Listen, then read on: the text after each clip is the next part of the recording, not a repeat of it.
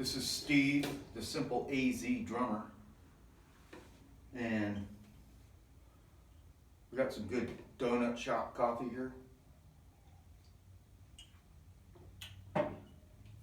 I had somebody ask me a while back about paradiddles, and what is a paradiddle exactly when it comes to drumming? Is it an actual thing where you can put into music and into a drum beat? And the answer is yes, it is. It's one of the rudiments, a drumming rudiment. It's used primarily to warm up, but it also has other uses inside of music and drum beats. So the basics of a paradiddle, there's lots of different paradiddle, there's the rudiments go on and on. They can, you got the double paradiddles, triple paradiddles, flamadiddles, and single paradiddle. The single paradiddle is what we're going to be focusing on right now. And you advanced, intermediate and advanced drummers, you don't need to even listen to this. Just bypass this and go on and learn something more complicated. This is more for beginning drummers and maybe people or musicians that don't play drums, that heard of a paradiddle but don't really know what it is or don't really care all that much, and sometimes it's just used in jokes because it's a funny word to say, but it actually has its uses. So the basics of a paradiddle, the sticking pattern is right, left, right, right, left, right. So you can start slow to fast. That's how a lot of drummers do it when they're warming up.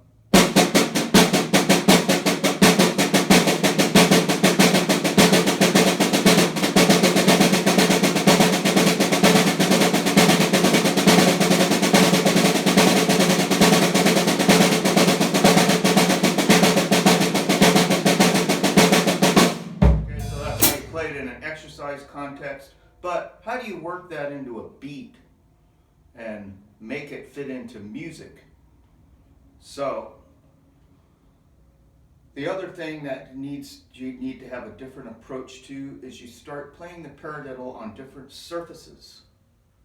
So play with your right hand on the hi-hat. We're going to be focusing on the bass drum, snare drum, and hi-hat today. Only. You can take a paradiddle and move it all around the drum set, but this is what we're going to be focusing on because this is more beat oriented. So on different surfaces, the paradiddle in between the hi-hat and the snare drum kind of sounds like this.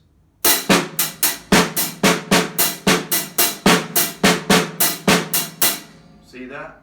Right, left, right, right, left, right, left. Okay? And so that still sounds pretty boring. But we'll take it to the next level. And we're going to count this. It's a 1-bar pattern. We're going to count this as 16th notes in a 4/4 bar. And if you don't know about quarter notes, 8th notes, and 16th notes, then you can pull up another video that explains all that. But this is going to be a 16th note pattern. That's the way we're going to count this.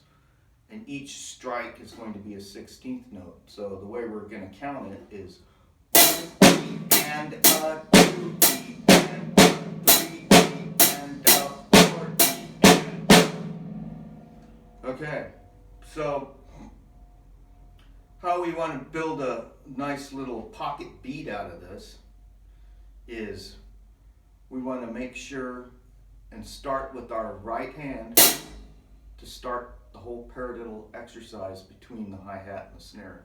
Does it really matter which hand you start with? Yes, it does, because you want to make sure when you're on 2 and 4 on the snare drum that your left hand is playing that note, so that you don't have to twist and move around and try to reverse the sticking and whatnot because you didn't start it right. The sticking has to be started correctly at the beginning of the pattern. So we're going to put an accent on 2 and 4 on the snare drum. So it will sound a little bit more beaty oriented. So here goes that.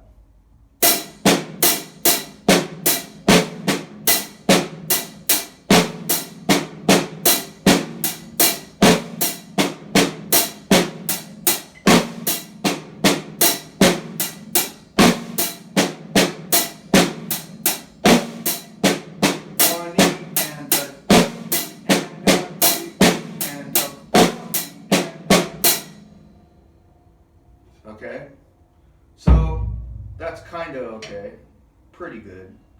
But now we also need to put the bass drum in that, and we're going to counter the 2 and 4 accent on the snare drum with the hands with some 1 and 3 with the bass drum, and then I'll add a few little extra notes on the bass drum around the 1 and 3, but to keep it simple in the beginning, just play like a 1 and 3 approach on the bass drum.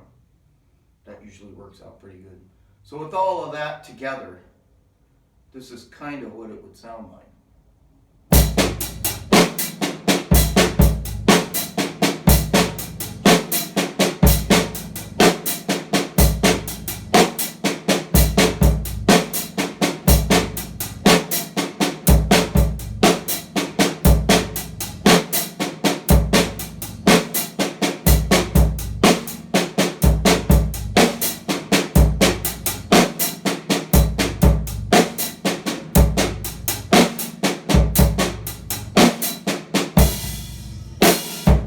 Okay, now we're going to bring it up to tempo and play it a little more quickly so you can get a better feel of it.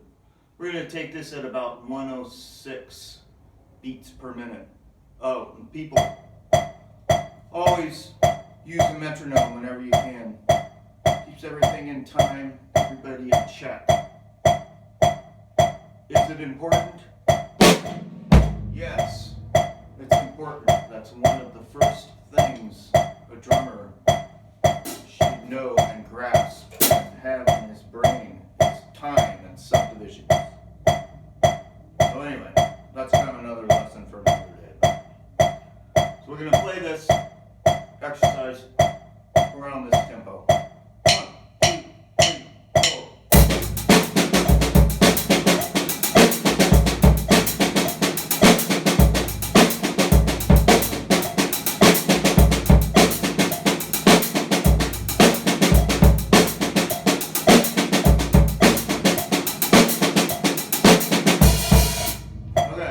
Something like that. Pretty good.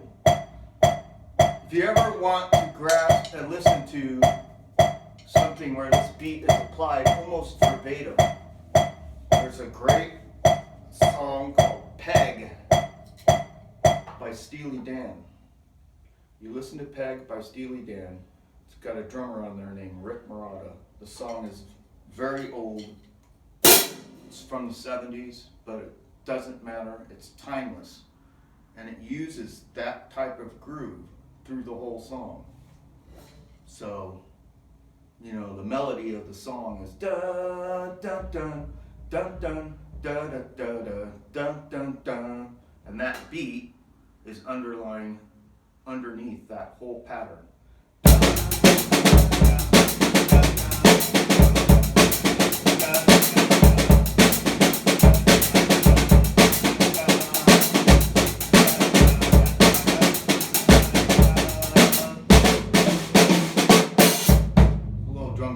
That goes in there. So you listen to that whole song and you listen to that whole album. Really, that is a drummer's album.